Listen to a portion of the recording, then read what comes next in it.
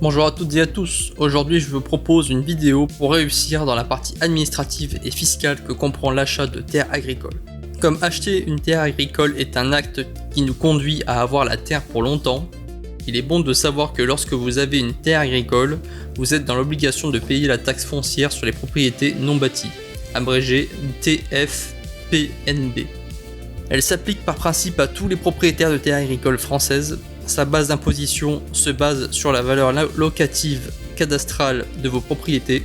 En somme, elle se base sur le cadastre, qui est un plan que possède la mairie pour savoir quelle personne a quelle parcelle et à quel endroit. Cette valeur locative dont on parle correspond en réalité au revenu net que le propriétaire tire de ses terres agricoles. Alors attention, n'allez pas croire que l'État va vous exonérer de TFPNB, car vous ne tirez aucun revenu de votre parcelle. Vous allez payer cette taxe chaque année, que vous tiriez un revenu de votre parcelle ou pas. Et dans cette histoire, vous devez payer concrètement une somme égale à 80% de la valeur locative cadastrale de votre foncier.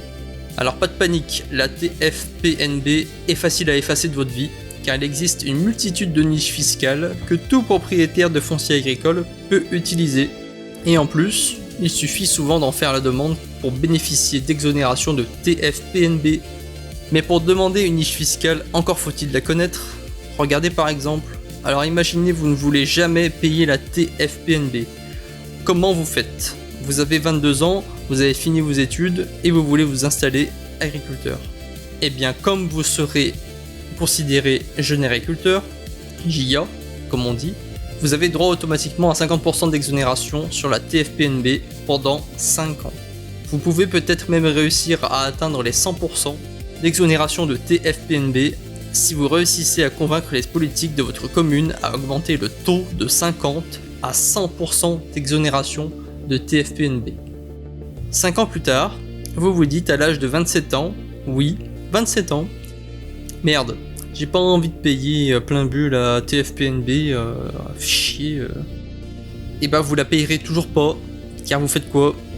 Vous décidez de passer toute votre exploitation agricole et ses parcelles en agriculture biologique.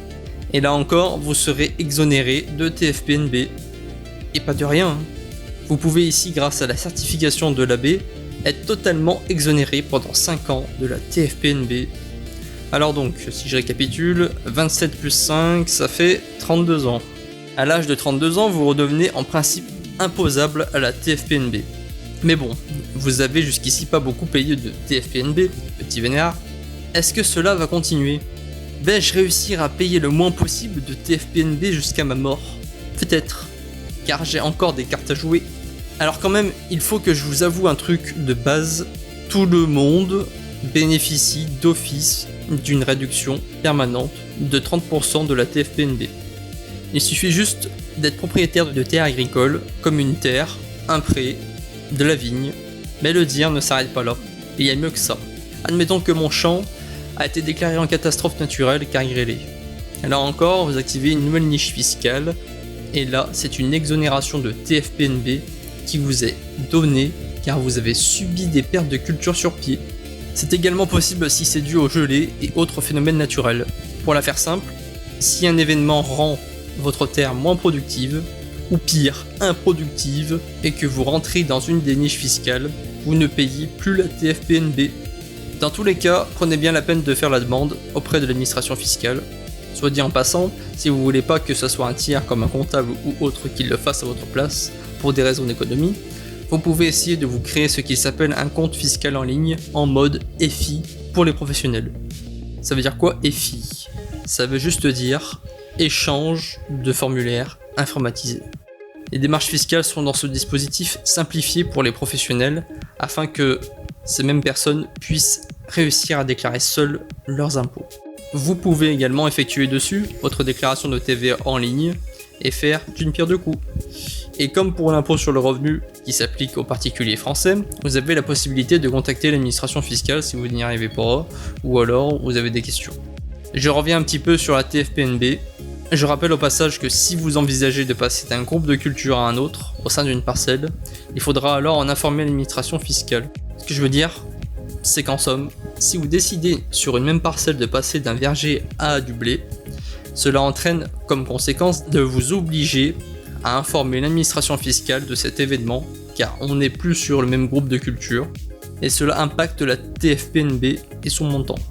Après, c'est comme quand vous avez un agrandissement de terrain ou une réduction de la superficie de votre parcelle, si vous dites rien à l'administration fiscale, vous risquez la sanction. Un jour, si ce n'est pas déjà fait, l'administration fiscale arrivera peut-être même jusqu'à comparer les informations que vous donnez à la PAC sur vos parcelles avec celles que vous donnez à l'administration fiscale. Bon, la PAC, si vous ne savez pas ce que c'est un dispositif qui permet de recevoir les subventions publiques pour la production agricole. Et voilà, ils pourront voir si vous leur montez en comparant les informations de la PAC avec celles que vous donnez à l'administration fiscale pour la TFPNB. Pour en revenir à la taxation de vos parcelles, il vous faudra payer la taxe pour frais de chambre d'agriculture. Celle-là, elle est difficile à en échapper, malheureusement. Je pense qu'il n'y a pas grand chose à expliquer ici sur cette taxe, car tout est dans le nom. C'est une taxe que l'on vous prend pour faire vivre la chambre d'agriculture, qu'il vous ait aidé un jour ou pas dans votre vie. Bref, mais notre histoire fiscale ne s'arrête pas là. En effet, vous êtes également soumis aux impôts locaux propres à la commune dans laquelle se situe votre parcelle. Un petit exemple, la taxe GEMAPI. C'est une taxe que les communes ont à leur disposition et qu'elles peuvent mettre en place sur leur localité. Son objectif, prévenir le risque d'inondation et financer des actions en France en lien avec les milieux aquatiques. Celle-ci, elle est plafonnée à 40 € par an, si depuis la dernière fois que j'ai regardé ça n'a pas encore augmenté. Bon, mais voilà, ça vous donne un petit avant-goût pour ceux qui connaissent pas dans quoi ils s'embarquent en achetant une innocente parcelle agricole. Alors bon, encore une fois, les différentes taxes et leurs montants vont dépendre de là où vous vous situez sur le territoire. Donc vous pouvez vous retrouver avec des taxes imprévues, car il est difficile de bien s'informer sur les différentes taxes foncières agricoles qui sont exercées ici et là dans notre pays, mais vous pourriez y être soumis avant de vous lancer à acheter X ou Y terre agricole en vente. Et comme je pense que l'on a fait déjà un joli petit tour de la question, je vous dis à la prochaine pour une prochaine partie de ma série de vidéos sur l'achat d'une terre agricole. Salut!